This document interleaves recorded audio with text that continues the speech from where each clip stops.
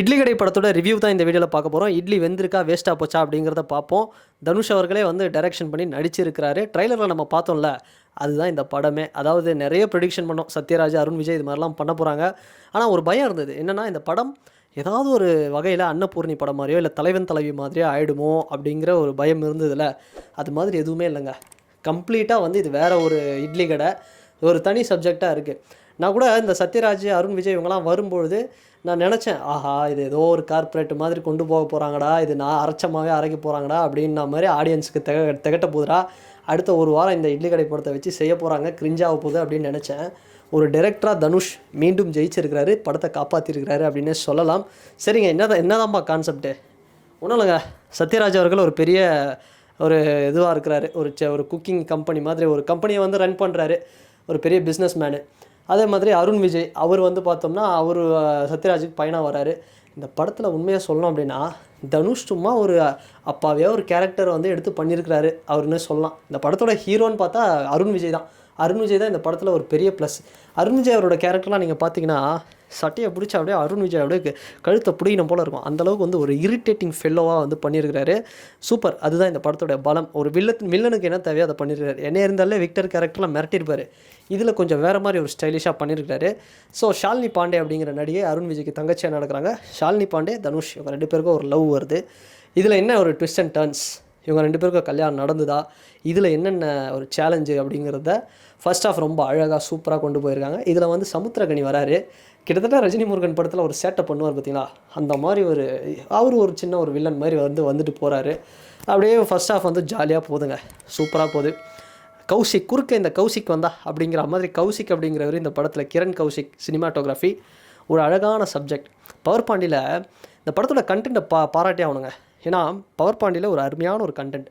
இந்த வயசானதுக்கப்புறம் பேரண்ட்ஸை விட்டுறக்கூடாது ஒரு மாதிரி, அதை தாண்டி ஒரு அப்கிரேட் வெர்ஷனாக இந்த படத்தில் ரொம்ப அழகான எமோஷ்னல் சென்டிமெண்ட்டை வந்து அப்படியே சூப்பராக பண்ணியிருக்கிறாங்க. இந்த இடத்துல கிரிஞ்ச் ஆகலை. ஆடியோ லான்ச்சில் பார்த்திபன் அந்த பேச்சு பேசினார், என்னடா பண்ணார் இந்த படத்தில் அப்படின்னு பார்த்தோம்னா, கண்டிப்பாக ஃபஸ்ட் ஹாஃப் ஃபுல்லாக பார்க்கும்போது பார்த்திபனை வேஸ்ட் பண்ணிட்டாங்க அப்படின்னு தோணும். செகண்ட் ஹாஃபில் ஒரு சீனுக்கு தான் பார்த்திபன் வருவார். ஒரு சீன் மீன்ஸ் ஒரு லென்த்தியான சீனுக்கு, மீதியெல்லாம் குட்டி வந்துட்டு போவார். அந்த ஒரு லென்த்தி சீனு ஒட்டுமொத்த தேட்டருமே வந்து கைத்தட்டுது. அப்படி ஒரு எமோஷ்னல் கனெக்டாக அந்த சீன் இருக்கும். அப்புறம் ராஜ்கிரண் சார், தனுஷ் அவர்களோட அப்பா வராரு. அவர் வரதெல்லாம் பார்த்தோம்னா ஒரு காந்தாரா எஃபெக்ட் மாதிரி வந்துட்டு போவார். தேட்டரில் பார்க்கும்போது ரொம்பவே நல்லாயிருக்கும். தனுஷ் சாரோட ஆக்டிங் குபேராக்கு அப்புறம் இன்னும் ஒரு படி மேலே.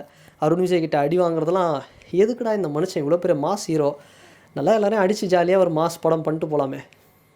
கமல் சாரோடைய அந்த பட்டறையில் வந்து யாரெல்லாம் வந்து வித்தியாசமான படங்கள் கொடுக்குறாங்களோ, நான் ஒரு டைரக்டராகவும் படம் கொடுப்பேன், ஆக்டராகவும் நடிப்பேன். அடி வாங்கி வாங்கி மிதி வாங்கி அப்படி ஒரு நடிப்பு, உண்மையாகவே நடிப்பு அசுரன் தனுஷ் சார் அப்படின்னு சொல்லலாம். அவ்வளோ சூப்பராக பண்ணியிருந்தார். ஸோ இதை தாண்டி நித்யா மேனன், டேய் நித்யா மேனன் கேரக்டர் பார்த்தா திருச்சிற்றம்பலம், தலைவன் தலைவிலாம் ஞாபகம் வருதுடா அப்படின்னு வந்து ஃபஸ்ட் ஹாஃபில் கொஞ்சம் ஞாபகம் வரும். பட் அதுக்கப்புறம் போக போக அது எந்த இடத்துலையும் வந்து பெருசாக வராது. அவ்வளோ சூப்பராக இந்த படத்துக்கு என்ன தேவையோ அதை தனித்துவமாக அழகாக நீட்டாக பண்ணியிருக்கிறாங்க நித்யா மேனன். சூப்பராக இருக்கும். அவருக்கும் தனுஷ் சார், அவங்களுக்கும் தனுஷ் சாருக்கும் இருக்கக்கூடிய அந்த லவ் சாங்லாம் அல்டிமேட்டாக இருக்கும். தேட்டரே வந்து செம்மையான ஒரு தனுஷ் சாரோடைய அந்த 2K கிட்ஸ் ஃபேன்ஸ் எல்லோரும் வந்து செலிப்ரேட் பண்ணுவாங்க. அப்புறம் இந்த படம் வந்து என்னடா சீரியல் மாதிரி இருக்கா, ஃபேமிலி ஆடியன்ஸுக்கு தான் ஷூட் ஆகுமா அப்படின்னு பார்த்தா, படத்தை கொண்டாடினது ஜென்ஸி அண்ட் 2K கிட்ஸ் எல்லாருமே கொண்டாடுறாங்க. பொதுவாக ஒரு ஹீரோ கன் எடுத்து எல்லோரும் சுடுறாரு, சண்டை போடுறாரு அப்படின்னா வந்து எல்லோரும் ஜாலியாக இது பண்ணுவாங்கல்ல, ஒரு மாஸ் ஹீரோனா. இதில் இட்லி குண்டான கழுவுறாரு, விளக்கமாறு அந்த தொடப்பம் எடுத்து பெருக்கிறாரு வீட்டை, அதுக்கெல்லாம் கத்திட்டு இருக்கிறாங்கன்னா பார்த்துக்கோங்க எந்த அளவுக்கு வந்து ஜென்ஸி 2K எல்லாருமே வந்து செலிப்ரேட் பண்ணாங்க. அப்படி ஒரு தனுஷ் சார் நடிப்பு, கண்டென்ட். அஜித் விஜய் அப்படிங்கிற ஒரு மாஸ் சகாப்தம் அப்படிங்கிறதுக்கு அப்புறம் அந்த மாஸ் அப்படிங்கிறது முடிவுக்கு வருது. இனி கண்டென்ட் தான்டா. யார் நல்ல கண்டென்ட்டை கொடுக்குறாங்களோ, யார் நல்லா நடிக்கிறாங்களோ அவங்க தான் இந்த ஃபீல்டில் சஸ்டெயின் பண்ண முடியும் அப்படிங்கிறதுக்கு இட்லி கடை ஒரு எடுத்துக்காட்டு அப்படின்னு சொல்லலாம். இதை தாண்டி ராஜ்கிரண் சார், பார்த்திபன் எல்லாருமே வந்து ஒரு கேரக்டராக வராங்க. அவ்வளோ நல்லா வந்து பண்ணிகிட்ருக்குறாங்க, சூப்பராக வந்து பண்ணுறாங்க. உண்மையாக வந்து சொல்கிறாங்க, சினிமாட்டோகிராஃபி ஒரு வில்லேஜ், ஒரு நல்ல கண்டென்ட். பேரண்ட்ஸாக விட்டுறாதீங்க. எவ்வளோ தான் காசு வந்தாலும் ஃபாரின் என்ன தான் போனாலும் நம்ம வில்லேஜுக்கு வாங்க, நம்மளுடைய இதுவை விட்டுறாதீங்க. நம்ம பாரம்பரியத்தை, ஒரு அழகான விஷயத்தை வந்து தனுஷ் அவர்கள் சூப்பராக கனெக்ட் பண்ணியிருக்காரு. எனக்கு தெரிஞ்சு ஆன்லைன் ரிவ்யூஸ் இதெல்லாம் பார்க்காதீங்க. ஃபேமிலியோட ஜாலியாக இந்த ஃபெஸ்டிவல் டைமில் லாங் லீவில் ஜாலியாக போய் உட்காருங்க. அப்பா அம்மா வீட்டில் இருக்கிற பாட்டி தாத்தா எல்லோரும் கூப்பிட்டு போய் தேட்டரில் உட்காருங்க. ஒரு நல்ல படம், மினிமம் கேரண்டி ஒரு நல்ல படம் பார்த்த ஃபீல் அப்படிங்கிறது கிடைக்கும். ரொம்ப ஆஹா ஓஹோ சூப்பர் படம்லாம் சொல்ல, ஒரு நல்ல படம், அவ்வளோதான். சரிங்களா? அதனால் இந்த ரிவ்யூஸ்லாம் வேணாம். நிறைய பேர் டாக்ஸிக்காக நானே பார்த்துட்டு இருக்கும்போது ஃபஸ்ட் ஹாஃப் முடியறதுக்குள்ளேயே என் ஃப்ரெண்டு ஃபோன் பண்ணி என்ன படம் நல்லா இல்லையாமே, இட்லி வேகலையாமே, டே இன்னும் ஃபஸ்ட் ஹாஃபே வரலடா, கொஞ்சம் அமைதியாடுறா அப்படின்னு. அந்தளவுக்கு டாக்ஸிக்காக நெகட்டிவிட்டியை ஸ்ப்ரெட் பண்ணுறாங்க. அதெல்லாம் விட்டுருங்க. ஒரு பக்கம் உதயநிதி ஸ்டாலின் ப்ரொடக்ஷன் அப்படிங்கிறதுனால படத்துக்கு புக்கிங் சரியாக வரல, அதெல்லாம் கிடையாது.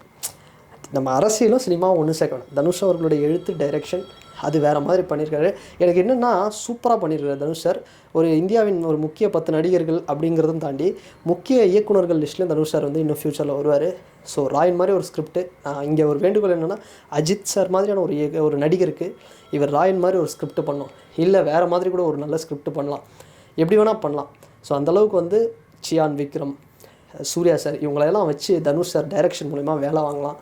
அந்தளவுக்கு வந்து ஒரு டிரெக்டராக சூப்பராக பண்ணுறாரு. வெரைட்டி காட்டுறாரு. ஒரு படமும் ஒரு வெரைட்டி. பவர் பாண்டி, ராயன், நீக்கு, இது இட்லி கடை எல்லாமே ஒரு வெரைட்டி. அந்த வெரைட்டி தான் இன்றைக்கி எல்லாேருக்கும் தேவை. ஸோ அப்படி ஒரு வெரைட்டியாக நீங்கள் போய் தேட்டரில் உட்காந்திங்கன்னா ஒரு வாழை இலையில் சுட சுட இட்லியை கொடுப்பாரு. நல்லா சாப்பிடுங்க, என்ஜாய் பண்ணுங்கள். இதுதான் இந்த படத்தோட ரிவ்யூ. ஜிவி பிரகாஷ் அவரோட மியூசிக் எனக்கு அது கொஞ்சம் ஒரு நெகட்டிவாக இருக்குங்க. நெகட்டிவ் சொல்லி ஆகணும்ல. பெருசாக இல்லை, சாங்ஸ் அந்த லவ் சாங்லாம் சூப்பராக இருக்குது. பட் பெருசாக அவங்க இதுக்கு முன்னாடி பண்ண படங்கள் மாதிரி பெருசாக இல்லை. பட் ஓகே, டீசென்ட், சூப்பர், மோசம்லாம் சொல்ல முடியாது. இதை தாண்டி காமெடிக்கு சில ட்ராக்கெல்லாம் கொஞ்சம் ஆட் பண்ணிடலாம். பட் இது இல்லாமலே காமெடி வந்து நல்லா இருக்குது. ஒரு 70% காமெடி இருக்குது. அண்ட் இன்னும் கொஞ்சம் சில விஷயங்கள் இன்னும் கொஞ்சம் வேறு மாதிரி படம் வந்து பண்ணியிருக்கலாமோ அப்படிங்கிறது தோணுது. இன்னும் காமெடி மட்டும் ஆட் பண்ணியிருக்கலாமோன்னு தோணுது. மற்றபடி குறையே இல்லை படம். ஒரு நிறைவான ஒரு படம். ஸோ போங்க, நல்லா இட்லியை சாப்பிடுங்க, சுட சுட என்ஜாய் பண்ணுங்கள். அதை மட்டும் இந்த வீடியோவில் சொல்லிக்கிறேன். அண்ட் இந்த வீடியோ பற்றி உங்களோட கருத்துக்கள் என்ன அப்படிங்கிறது இந்த கமெண்ட் செக்ஷனில் மறக்காமல் பதிவிடுங்க. அண்ட் வேறு ஒரு வீடியோவில் வேறு ஒரு கான்டென்ட்டில் நான் உங்களை பார்க்குறேன். பாய்.